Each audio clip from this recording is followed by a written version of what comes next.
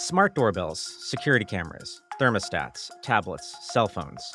Our homes are filled with internet-connected devices.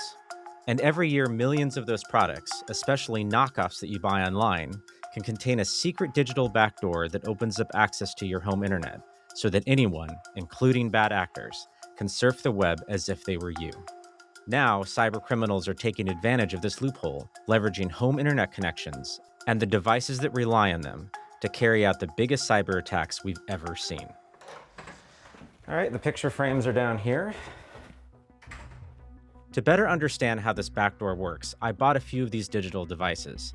I wanted to see what would happen when I connected them in my own home. For just under $800 total, I purchased 2 digital picture frames from Amazon and 3 super boxes from Walmart. These are streaming devices that connect to your TV and give you free access to shows and movies. We picked these devices because we heard that they often ship with backdoor software used in cyber attacks. Security experts believe manufacturers are being paid to add this malware, but many people also get tricked into downloading the software onto their phones or computers. Once you connect an infected device to the internet, the backdoor software links up with an intermediary server that's run by what's known as a residential proxy company. These companies are in the business of renting out your internet connection to paying customers, basically allowing their customers to surf the internet in disguise from your home network. Sometimes this activity is legitimate. Companies can use res proxy networks to see how their ads are being viewed from the perspective of real users. But others use them for nefarious purposes, like hacking or bank fraud. Let's connect this to my test network.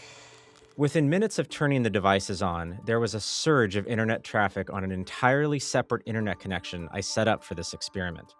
Visits to gambling, porn, cryptocurrency, and loads of other sketchy websites started pouring in from users around the world. Let's check in and see what this picture frame is doing now. This is really strange. There's all these different websites that is definitely not coming from me or anything in my house. It's trying to access Outlook accounts. It's trying to access Gmail, some cyber police. Someone's trying to use Google Voice. I love you, please don't touch me.net. These residential proxy companies rent out access to tens of millions of home networks around the world. But the problem is actually worse than that. Hackers figured out a way to seize control of these backdoors, and they started taking over these residential networks. Last month, authorities arrested a 23-year-old Ottawa man, saying he'd taken control of more than 1 million of these devices to launch some of the largest cyber attacks anyone had ever seen.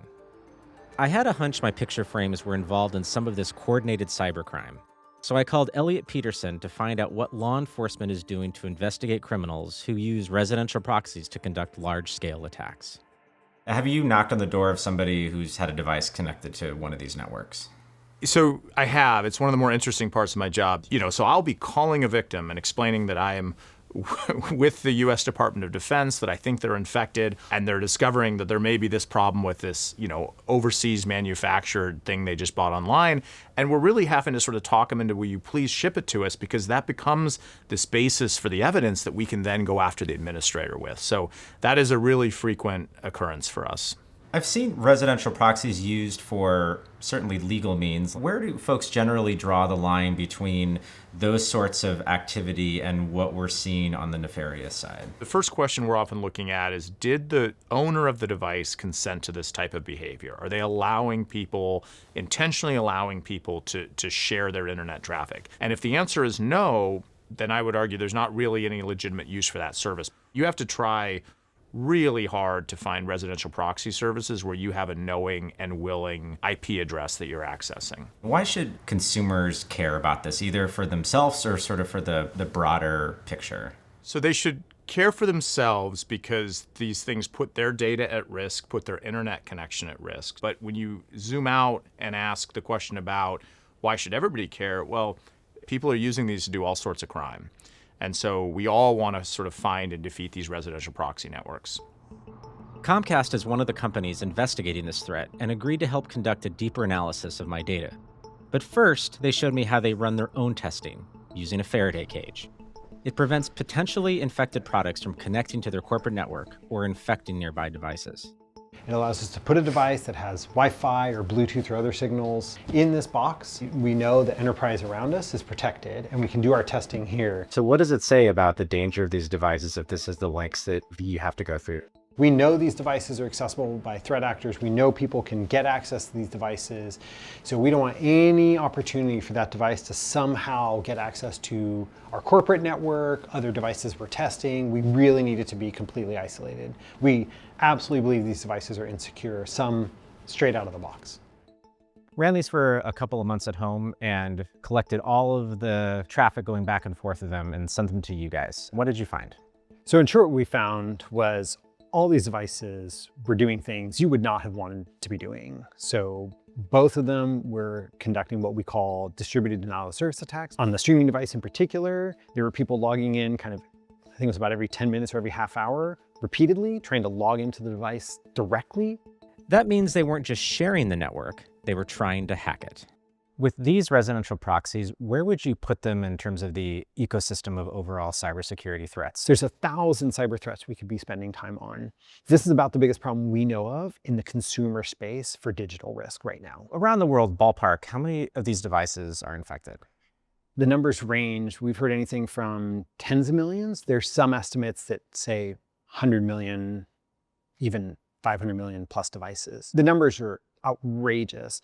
The most complicated bit to me about this ecosystem, so to speak, is there isn't a clear estimate. We're not just talking about not safe for work websites that you don't want your boss to see coming by. We're talking about much deeper, sophisticated, even dangerous sorts of activity, potentially. What we saw in the data you sent us was certainly of that nature, where people were actively trying to control the box remotely.